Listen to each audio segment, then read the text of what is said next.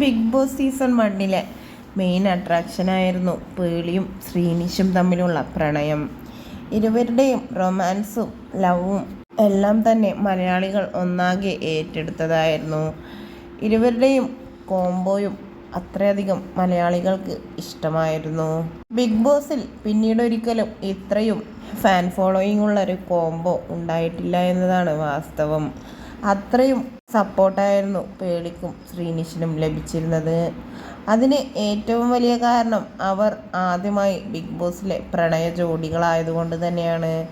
പക്ഷേ അവർക്ക് ശേഷവും പ്രണയ ജോഡികൾ ഒരുപാട് വന്നുവെങ്കിലും പേളിയുടെയും ശ്രീനിഷിൻ്റെയും അത്രയും ഫാൻ ബേസുള്ള വേറൊരു കോംബോ ഉണ്ടായിട്ടില്ല. ഇരുവരും പിന്നീട് വിവാഹിതരാവുകയും നല്ല രീതിയിൽ കുടുംബജീവിതം മുന്നോട്ട് പോയിക്കൊണ്ടിരിക്കുകയുമാണ്.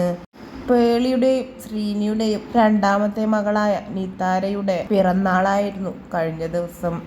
വളരെയധികം ആർഭാടമായി കൊണ്ട് നടത്തിയ ചടങ്ങിൽ കുടുംബങ്ങളും സുഹൃത്തുക്കളും അടക്കം നിരവധി പേരാണ് എത്തിയതും. ബർത്ത്ഡേ വിശേഷങ്ങളും ഫോട്ടോസും വീഡിയോസും എല്ലാം തന്നെ തങ്ങളുടെ സമൂഹ മാധ്യമങ്ങൾ വഴി പേളിയും ശ്രീനിയും തന്നെയാണ് അപ്ഡേറ്റ് ചെയ്തതും.